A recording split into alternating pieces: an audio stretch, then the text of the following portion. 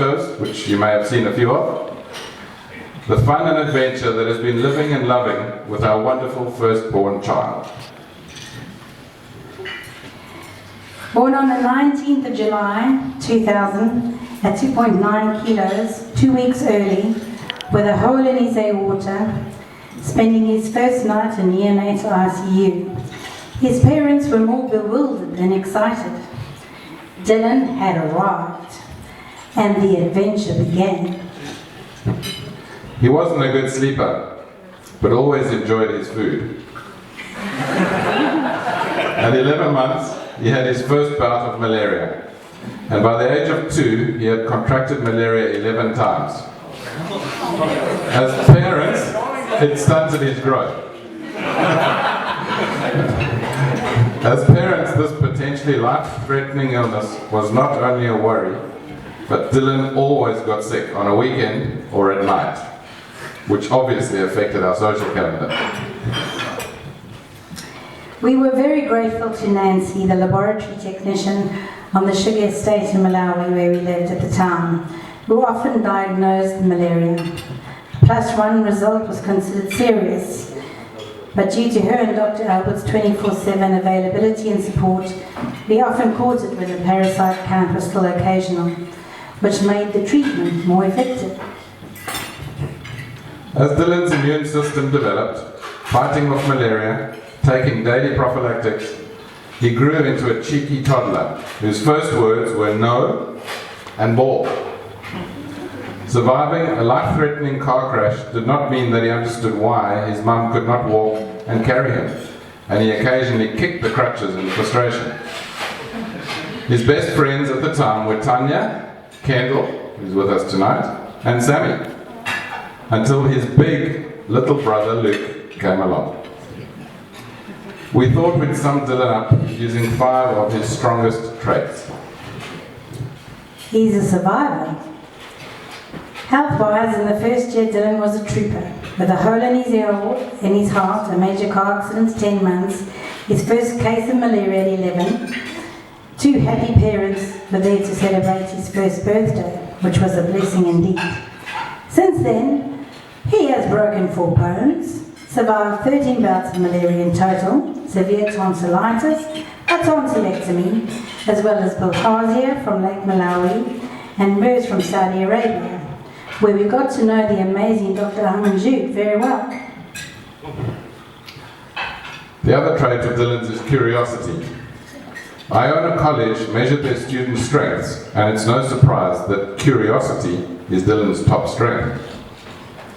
It started as a baby, always feeling textures of material, progressing to seeing if he could take his brother for a walk in his walking ring by pushing him outside. But first, down the steps. Mum was not happy. Touching everything he was not supposed to touch, it was no surprise that his first word was no. But it led to a love of learning and exploring, even if it meant touching the iron when it was hot. And yes, he had to touch that electric fence just to see if Dad was correct by telling him not to. He is creative. His love for music and theatre was very interesting. He joined his friend and mum to audition for pantomimes, playing one of the boat children and the moving oil slick in Robinson Crusoe, as well as the clown in Sadie Spangle's Circus, a part that suited him very well. The only time he ever auditioned for a lead role, he got it, playing Paige Percival in Nighttime at the age of 10. Not only was this challenging role, but he had 2 solos. We managed to extract a few excerpts from the play that will give you an appreciation for Dylan's talent and enthusiasm with which he took it on. Take a look and enjoy the video. Princess Primrose? Princess Primrose, right? She's perfect! How do you met her? We used to be friends when we were children, but I'm not too sure she still remembers me.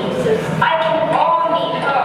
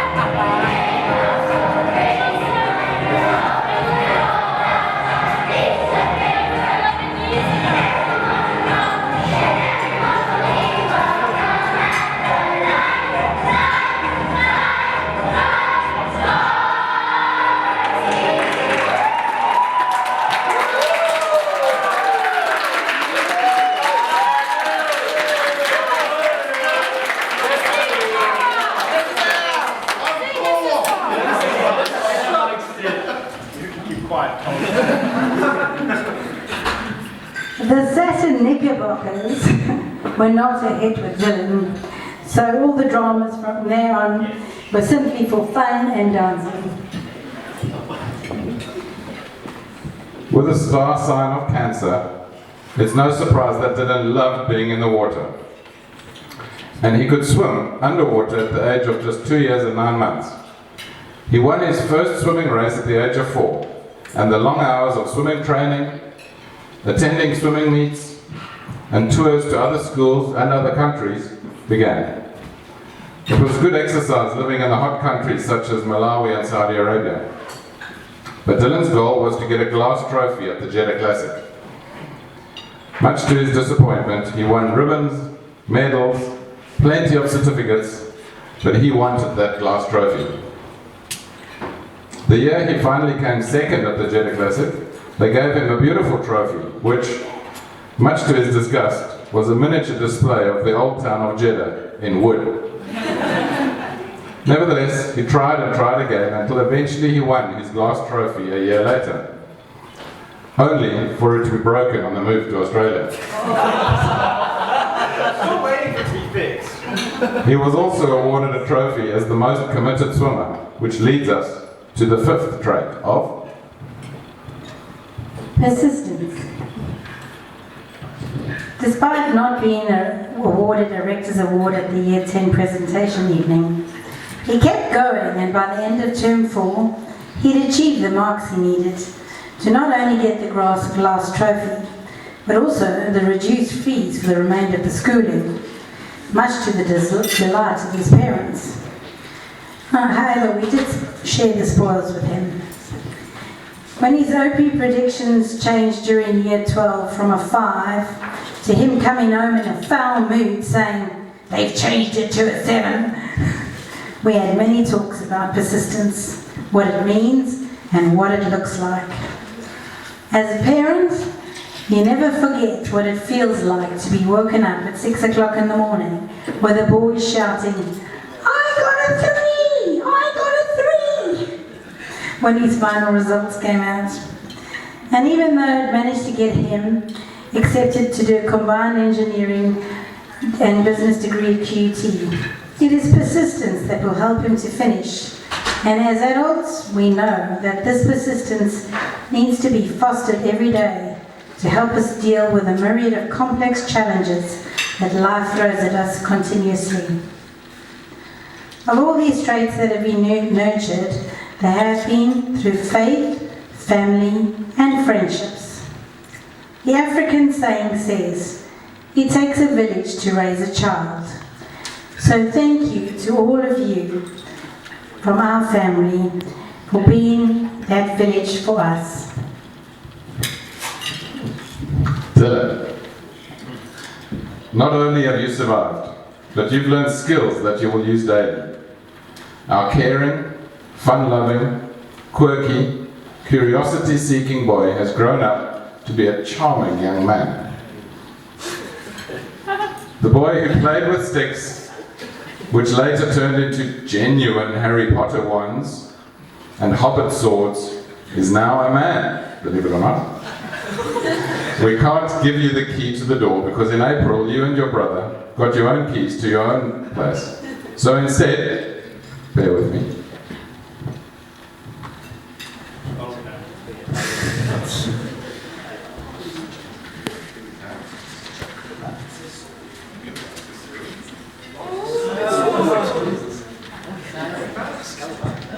We have this.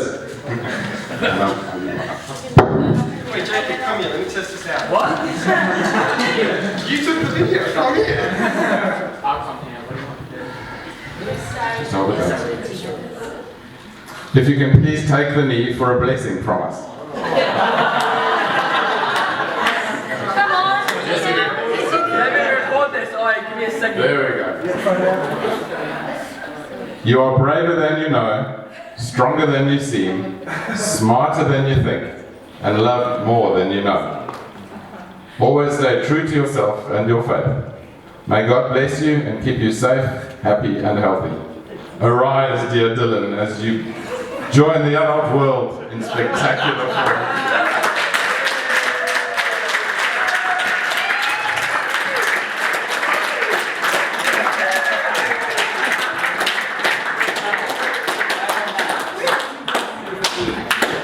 Okay, thanks everyone for being patient. Just a few toasts, please, that I can please ask you to rise. Have you got drinks, I hope?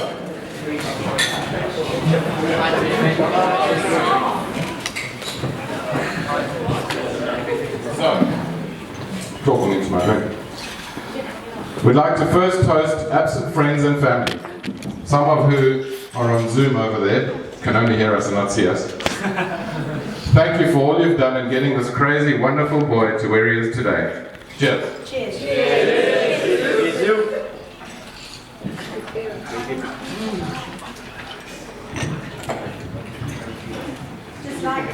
Just like to say a few thank yous to all those who helped make tonight's function possible, especially to Joanna Williams for giving up so much of her time to make the cakes, for Debbie for helping us yesterday, for Maddie, Kathy and Victor helping us this morning. Iana, thank you for the work you're doing with the photography and the recording. To Mark Craney, thank you for saying grace. Bernard, Antoinette and Bella, thank you for coming all the way from Mackay. Cheers everybody. Cheers. And finally, please toast Mr. Dylan. To Dylan. Our moon up a sky boy. Dylan. Yeah, baby. And I believe Dylan wants to say quite a lot.